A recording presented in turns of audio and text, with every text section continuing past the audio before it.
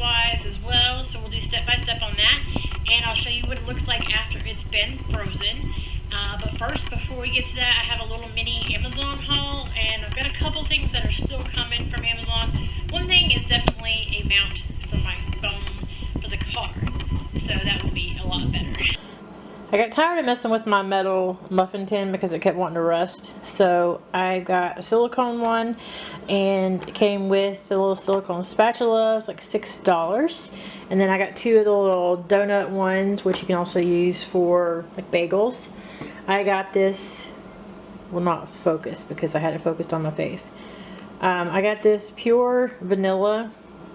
I'm gonna try this in my coffee, see how it works, because it's stevia. I'm trying to get away from the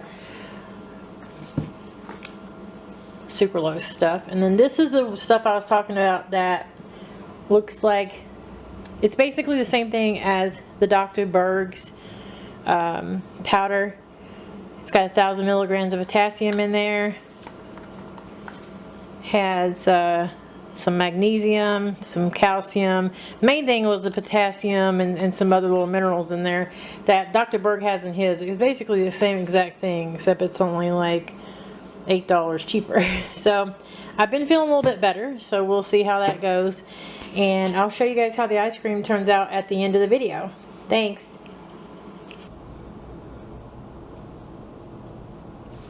This is what we're going to need to make the ice cream. You'll need a 1/4 teaspoon of either cream of tartar, apple cider vinegar, or lemon juice. I am using apple cider vinegar. That's a stabilizer for the ice cream. You will also need a 1/2 cup of powdered erythritol. So I'm using the Swerve. You will need 1 1/4 cups of heavy whipping cream, or you can use coconut cream, and a tablespoon of vanilla extract or any other flavoring you'll want to use, or you can use vanilla bean powder.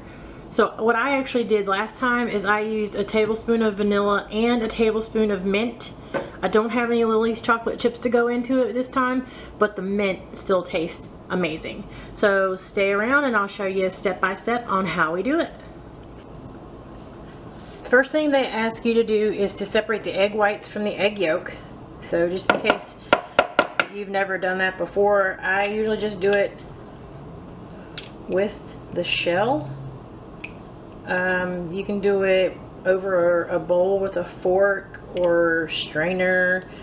I'm not really sure any other ways you can do it, but try to make sure I kind of let a little seep out just as much as I can, and then I'm putting the yolk in a separate bowl. So I'm going to do that for all 4 of these eggs. Alright, so I've got the egg whites separated from the yolks. I did get a couple little drips of yolk in there, but no biggie, because you're going to mix them together later anyway. But we're going to actually put these, mix these with the mixer until you get the soft peaks forming, and then we'll add in the apple cider vinegar, mix it some more, and then we'll go to the next step. They still don't really have soft peaks yet. It takes a while. I've heard it actually is easier to use a metal bowl. I don't have a metal bowl, but this worked last time. It just takes a little bit longer.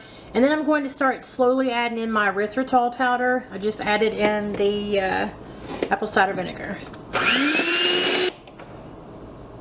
Oh look, that's lovely. Anybody else have pets? Oh my god. Don't gag. Cat hair. It just comes out of thin air. It's like, oh my god, where did the freaking hair come from? It's everywhere.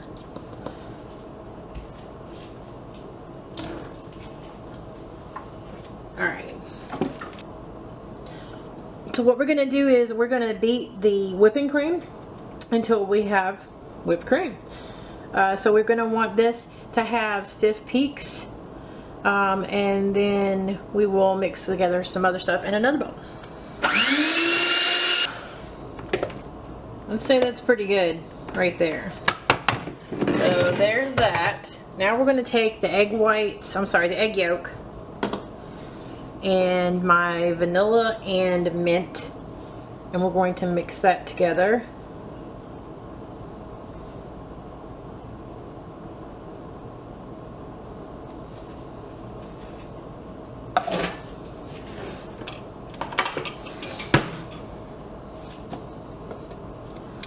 using my spatula only because I'm about to be using it, so.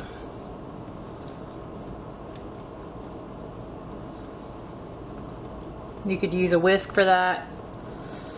I am a big fan of using as little utensils as possible, so you have as little dishes to do later. A couple little chunky pieces from the yolk there. Alright, so that's mixed up good. So what we're going to do now is we're going to fold in the egg whites into the whipped cream. Guys, look at that. What? Ejecto-cedo, cuz. Alright, you won't get that if you're not a car person. But most of that. This is when the kids would lick these. Let me unplug that before I end up hitting the button. You know, one time, funny story, I went to plug in the attachment, the beaters, on my mixer one time, and I accidentally hit the button. Tried to wrap my finger up in it. Luckily I didn't hurt myself, but it was kind of funny after it happened. It was kind of funny. Alright, so we're going to just mix this stuff in, fold it in a little bit at a time. I was probably a little too aggressive with that. Yeah, so you're going to fold this all together. Yeah, there's all kinds of stuff you can add into it so it doesn't actually harden.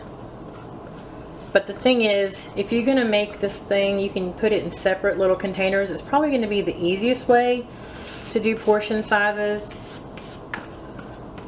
That way when you want some, all you have to do is take out your little serving and let it thaw for, I don't know, maybe 30 minutes.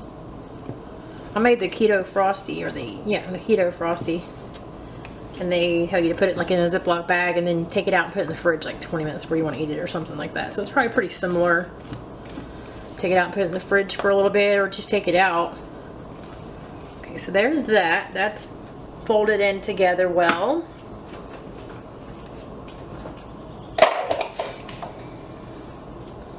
Then we're going to fold in the egg yolk and our flavorings. And after you fold in the egg yolk, this is also when you would fold in anything else you want to put in here, any kind of nuts, chocolate chips, chocolate shavings, berries, anything you want to put in it. See, I mean, I've left the vanilla in it when I've done it only because I don't know if it'll affect the flavor if I don't. So even though I'm putting mint in there, and I know mint is an overpowering type of flavoring, I still left the vanilla in there just in case. I mean, because I've got a big old bottle of it, so it doesn't bother me. But I figured, just in case, I'll put the vanilla in there.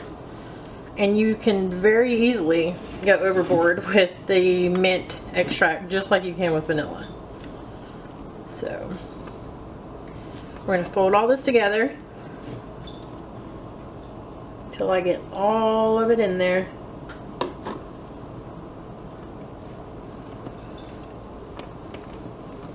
Like I said, I don't have anything to put in it this time. My chocolate chips are all gone. I used the rest of them actually, I think, when I made this. The only problem, I will tell you this, if you put something in it, I don't know if everything is the same way, like nuts may not be the same, but like the chocolate chips, they actually sunk to the bottom. So I don't know if like nuts will do that, but the chocolate chips sank to the bottom. So if you're putting them in individual containers, it's not going to be a big deal. Or you could always wait and sprinkle some in later after it's freezing for a little while. And I don't know how that would work, if it would kind of partially sink down. But stuff like that, you know, sinks to the bottom. Just like when I took my Lily's and I tried to make these little chocolate chip muffins, which they turned out great, but all the chips sank to the bottom. Alright, we have everything fold it together. I'm actually going to just put mine in one big container and we'll stick it in the freezer. So I'm going to put mine in this big Tupperware container here.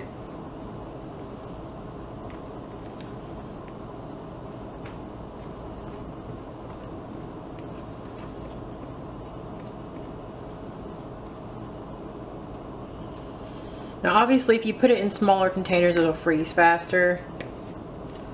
I don't plan on having any tonight, so it's going to be interesting when I try to have some. It's going to be pretty frozen. My husband might have some when he gets home though. He loves the stuff. The kids loved it too. Okay.